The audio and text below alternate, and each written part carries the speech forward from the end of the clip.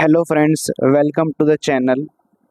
Last time हमने जो series start की थी zero and arithmetic booklet for the beginners by Ashish Arora sir, जिसका मैं पहला चैप्टर आपको करा रहा था और वो चैप्टर था परसेंटेज। और आज हम करने जा रहे हैं परसेंटेज पार्ट 2। पहला पार्ट अगर आपने नहीं देखा हो तो बिल्कुल देखिए। ये एक प्रैक्टिस सेशन है उन बच्चों के लिए जिनका अरिथमेटिक वीक है या फिर वो उतना अच्छे से अरिथमेटिक नहीं कर पा रहे हैं। उनकी हेल्प करने के लिए एक प्रैक्टिस सेशन है। आप सीख भी सकते हैं और मेरे साथ प्रैक्टिस भी कर सकते हैं। स्टार्ट करते हैं question. If the height of cylinder is increased by 15% and the radius of its base is decreased by 10%, then the percentage change in its curved surface area। सबसे पहले सिलेंडर के लिए मैं शॉर्ट में लिख रहा हूँ, आपको कर्व्ड सरफेस एरिया की फॉर्मूला मालूम होनी चाहिए जो आएगी 2πRh। ठीक है, क्योंकि हमारे पास सारी ही चीज़ें परसेंटेज में देखे रखिए। मैंने पहले भी बोला था अगर हमें परसेंटेज निकालने हैं तो रेशियो इनफ होता है, उसके सिवा हमको और किसी की ज़रूरत नहीं पड़ती। तो मैं देख सकता हूँ फॉर्मूला में जो मैटर करता है वो मैटर करता है R मल्टीप्लाई H, क्योंकि 2π तो सेम रहेगा चाहे मैं सिलेंडर का रेडियस बदलूँ या हाइट बदलूँ। R और H पे डिपेंड करेगा, मतलब R मल्टीप्लाई H से ही मुझे परसेंटेज मालूम चल जाएगा। सो R और मैं यहाँ H ले लेता हूँ। पहले उसकी जो हाइट थी वो 15% से इंक्रीज की गई। 15% मतलब 15/100। अगर आप कैंसिल आउट करेंगे तो आपको मिलेगा 3/20। वो क्या करी गई, इंक्रीज की गई, मतलब प्लस की गई। मतलब पहले 20 था और ऊपर उसे ऐड किया गया, मतलब जो हाइट थी वो पहले 20 थी, 3 ऐड हो गए मतलब हो गई 23। फिर उसका जो बेस है, रेडियस है, उसे 10% से डिक्रीज किया गया। 10% मतलब होता है 1/10। 1/10 होता है, मैंने माइनस इसलिए क्योंकि डिक्रीज हुआ है। मैंने माइनस किस लिए लिखा, क्योंकि डिक्रीज हुआ है। सो 10 था पहले, ओके, एक घट गया तो 9 हो गया। अब हम मल्टीप्लाई कर लेंगे क्योंकि इन दोनों के मल्टीप्लाई पे ये डिपेंड करेगा। शुरू में कितना था, 10 × 220, 200 यू विल गेट, और फिर 9 × 23 जो कि होगा 207। तो आप देख सकते हैं जो कर्व्ड सरफेस एरिया है उसमें बढ़ोतरी हुई है, कितनी, 7 की। पहले कितनी थी, 200। जो भी बढ़ाते हैं वो जो भी बढ़ता है घटता है, जो चेंज होता है उससे हम न्यूमरेटर मतलब ऊपर लिखते हैं, और जो भी कंपेयर कर रहे हैं पहले वाले से उसे हम डिनोमिनेटर में लिखते हैं। परसेंटेज निकाल रहे हैं इसलिए 100। 0 कैंसिल आउट होंगे, 7/2 जो कि होता है 3/5। आपने देखा ये बढ़ा था इसलिए 3.5 इंक्रीज आंसर होगा option number B. Okay, I hope आपको समझ आया होगा किस तरीके से मैंने क्वेश्चन किया। नेक्स्ट क्वेश्चन पे हम मूव करते हैं। Question number 12। Tickets for all but 100 seats in a 10,000 seat stadium were sold. मतलब 10,000 सीटें थी, उसमें 100 छोड़ के बाकी सब बिक गई। तो अगर मैं बात करूँ 100 निकाल दूं तो इतनी टिकट, ओके, 10,000 में से 100 नहीं बिकी, मतलब 100 माइनस कर दिया तो इतनी टिकट तो सोल्ड हो गई, सोल्ड। नेक्स्ट क्या कहा है उन्होंने कहा है if ticket sold 20% were sold at a half price and remaining tickets were sold at a full price of 20। ठीक है ना, पूरा प्राइस 20 रुपए है, 20% जो सोल्ड किया वो आधे प्राइस पर मतलब 10 रुपए पे ही सोल्ड कर दिया। सबसे पहले हम इसका 20% निकालेंगे। ओके, सो 20% मतलब होता है 1/5, ये आपको आना चाहिए। वो हमें मिलेगा 5 1 उसके बाद 4 आएगा, सो 5 9 हो जाएगा, और ठीक है, सो 1980। ये है 20%। ये इतने लोग का मैंने 20% निकाला। टिकट कितने में बेची मैंने, 10 रुपए में। तो मतलब मेरे को जो टिकट का अमाउंट मिला, आधे प्राइस में बेची ना, 19,800 मिला। ठीक है, अभी हमारे पास बाकी लोग बचे हैं। इतने लोग थे, उसमें से इतने लोग की टिकट हमने निकाल ली। बचे कितने, यहाँ 2 आएगा, यहाँ 9 आएगा और यहाँ 7। अभी इतने लोग बचे हैं, 7,920 लोग अभी बचे हैं। ठीक है, उसकी टिकट हमने फुल प्राइस मतलब 20 रुपये पे बेची, तो मैं मल्टीप्लाई 20 करूँगा तो मेरे को अमाउंट क्या मिलेगा। तो अमाउंट मेरे को मिलता है 2 दूना 4, 9 दूना 18, 8 1, 7 दूना 14, 1 15। तो मेरे को अमाउंट मिलता है 1,58,400। और ये तो है ही, मुझे टोटल अर्निंग अमाउंट फाउंड करना है। ठीक है ना, बिक्री से कुल कितनी आई हुई है मेरे को फाइंड करना है। तो 800 और ये 19। अब हम टोटल कर लेते हैं 0 0 12 1 18 1 7। ओके, सो हमारा आंसर होगा 1,78,200। बहुत ही सिंपल क्वेश्चन है, it is just a calculation based question. थोड़े से नॉर्मल आपको अगर परसेंटेज आते होते और आपको कैलकुलेशन आती होती परसेंट निकालना, तो आप ये क्वेश्चन बहुत इजीली कर सकते थे। ओके, सो आंसर आएगा 1,78,200। क्वेश्चन नंबर 13 बहुत ही इंटरेस्टिंग क्वेश्चन है। Number is divided into 2 parts. पहली बात तो कोई नंबर है, मुझे नहीं मालूम वो नंबर कौन सा है, समझ लीजिए उसके 2 पार्ट है। तो पहला जो पार्ट होगा, फर्स्ट पार्ट, उसे मैं x मान लेता हूँ, और जो सेकंड पार्ट होगा उसे मैं y मान लेता हूँ। और अगर मैं संख्या की बात करूँ तो x प्लस y होगा, ये मेरा नंबर होगा। ठीक है ना।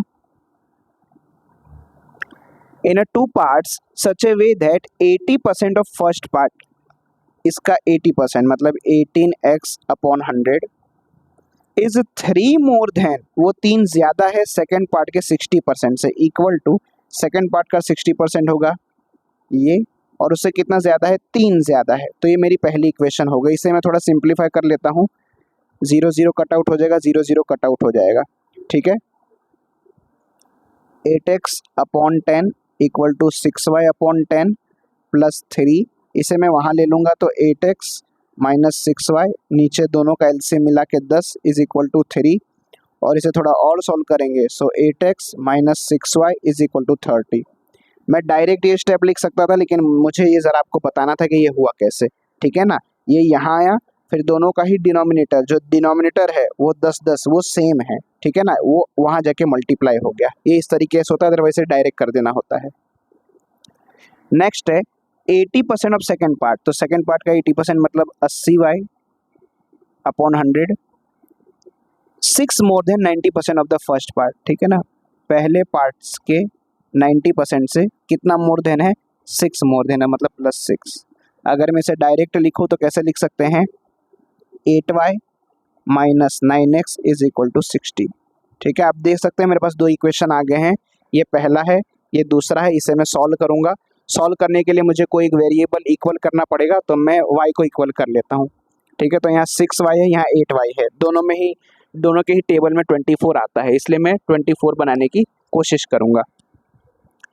इसे 24 अगर बनाना है तो मुझे 4 से मल्टीप्लाई करना पड़ेगा, तो मुझे मिलेगा 32x minus 24y is equal to 120।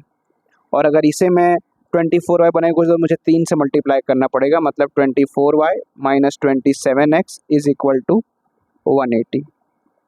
ठीक है, इसका हम एडिशन कर देते हैं। एडिशन करेंगे तो ये तो कैंसिल आउट हो जाएगा, 32x में से 27 जाएगा तो 5x आएगा, और इनका एडिशन करेंगे तो हमें मिलेगा 300, और हमें अल्टीमेटली x की वैल्यू मिल जाएगी 60।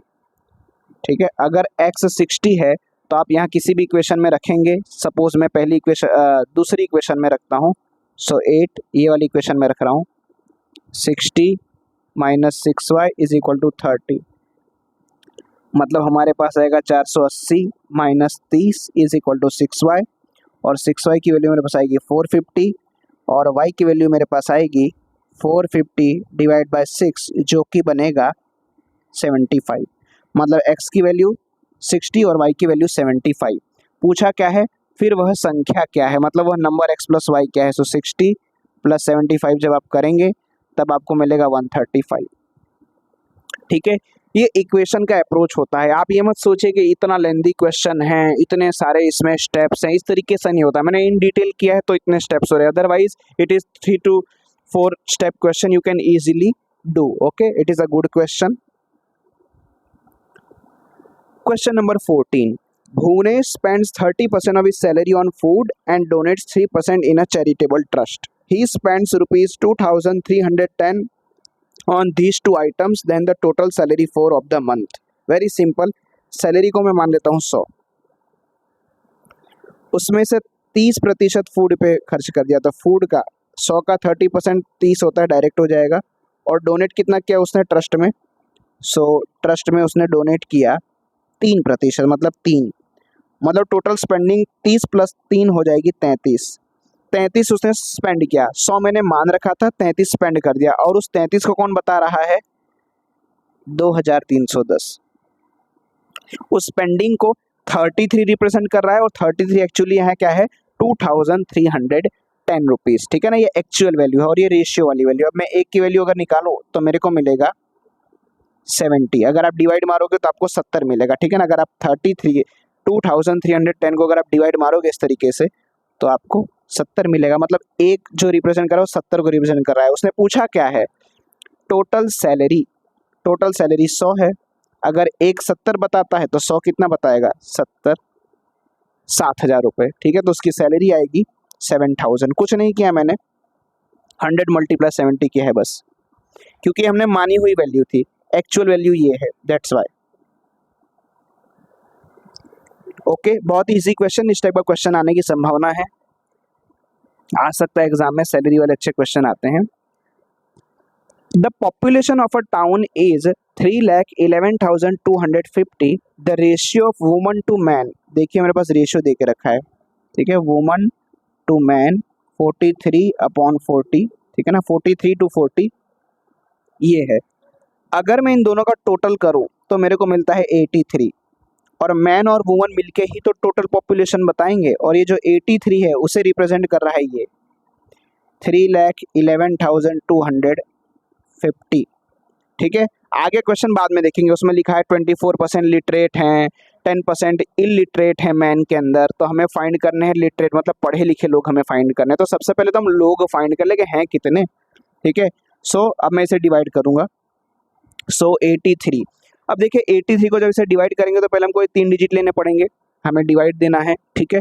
तो अगर मैं आपको अगर 8 का पहाड़ा आता है, 8 की टेबल आती है, तो 8 1 जा 8 होता है, 2 जा 16, 3 जा 24, 4 जा 32, मतलब 80 चौक तो 320 हो जाएगा, जो कि बढ़ जाएगा, मतलब मुझे 3 जा लेना पड़ेगा, 240 आएगा तो बचेंगे कितने, 60 70 71 बच जाएगा, ठीक है ना। 240 अगर हम लेंगे तो हमारे पास बच जाएगा 71, फिर ये 2 आएगा, ठीक है। अब हम क्या लेंगे, 8 6 जा 48, 8 7 जा 8, 8 जा 8 9 जा 8 9 जा तो बहुत बढ़ जाएगा, हम लेंगे, हम 8 8 जा ले लेंगे।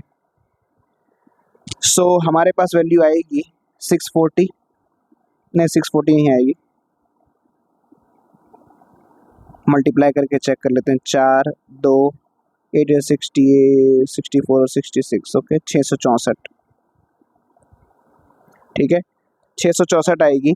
अब हम देखते हैं माइनस करके कितना आएगा हमारे पास, एक तो 70 36, ओके 48 आ रहा है, 48 बाद ये 5 वही बचा हुआ है तो हम 5 को बुला लेंगे, ओके। मैं डिवाइड दे रहा हूँ नॉर्मल से और कुछ नहीं है, आप डायरेक्ट भी कर सकते हैं, ठीक है। तो हम 5 से चेक करते हैं, 5 3 जा 15 1 415, ओके। मतलब कहीं मिस्टेक हो रही है, एक बार वापस चेक करते हैं, कहीं कैलकुलेशन मिस्टेक हो रही है।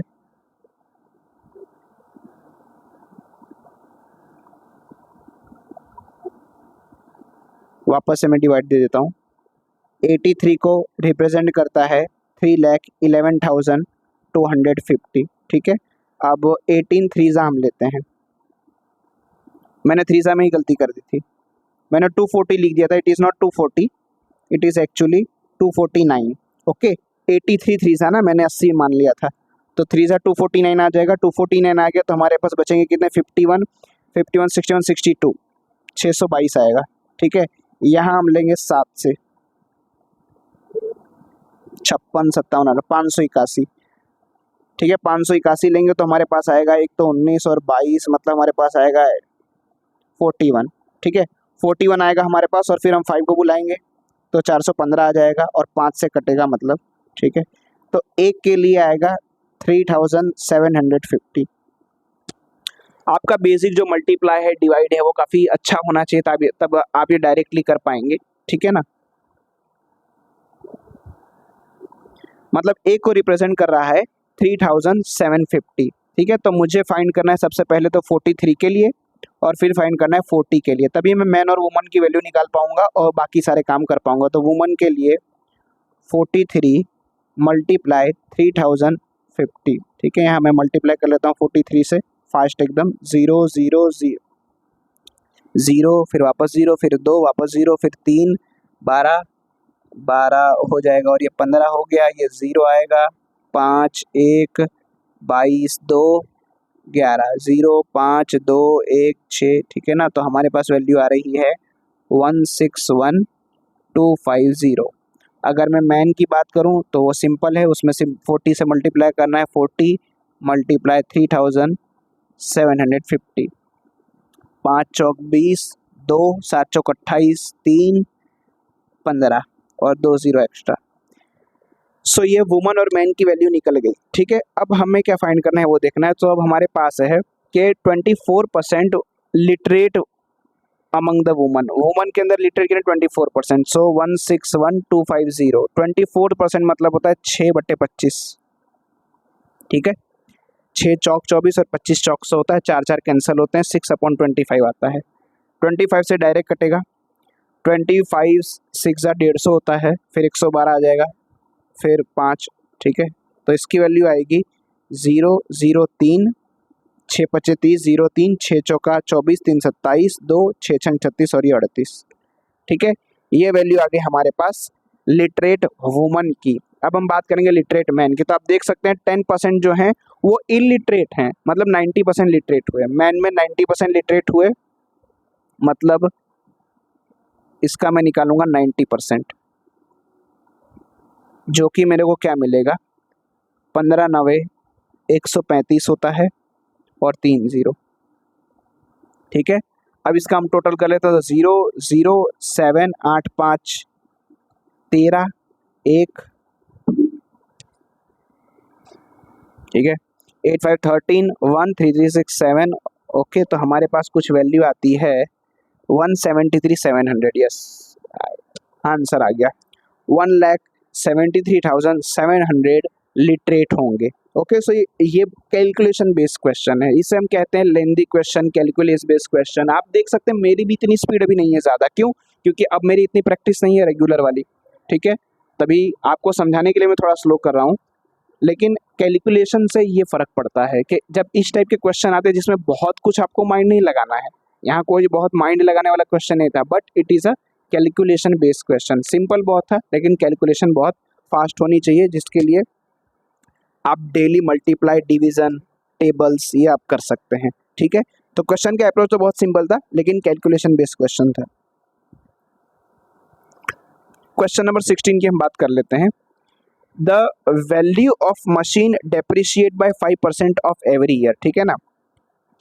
5% से हर साल किसी मशीन की वैल्यू कम होती है। अगर उसकी प्रेजेंट वैल्यू 2 लाख रुपए है तो हमें फाइंड करना है 2 साल के बाद क्या होगा। तो बहुत सिंपल है, देखो अभी 2 लाख थी, ठीक है।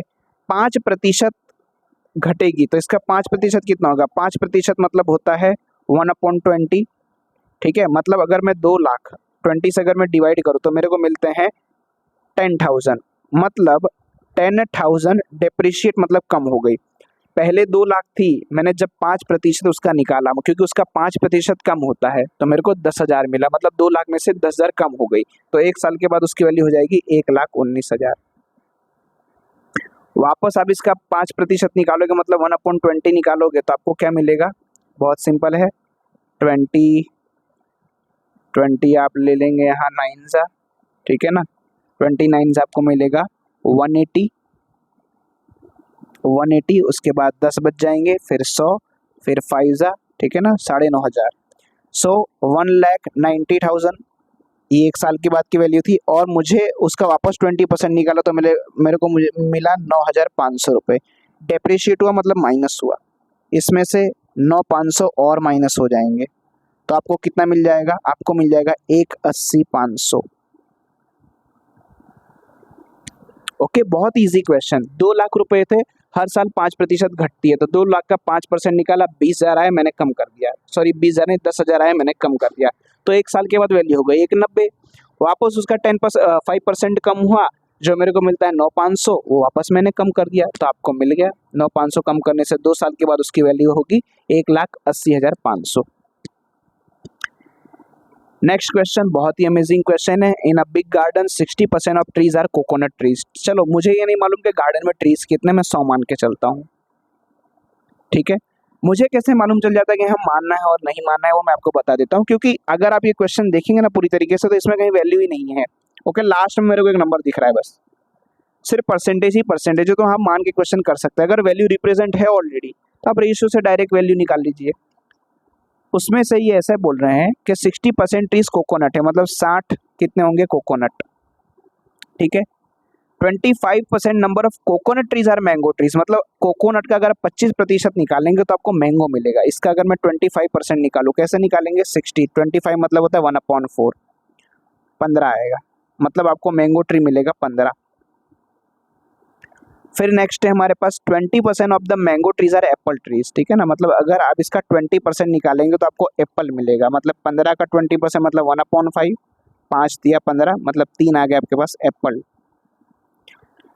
If the number of apple trees are 1440, apple को रिप्रेजेंट करता है 3 और रियल वैल्यू है 1440। अगर मैं भाग लगाऊं तो 3 चौका 12 हो जाएगा, 3 अठे 24, 480, मतलब एप्पल जो है वो है मेरे पास 480।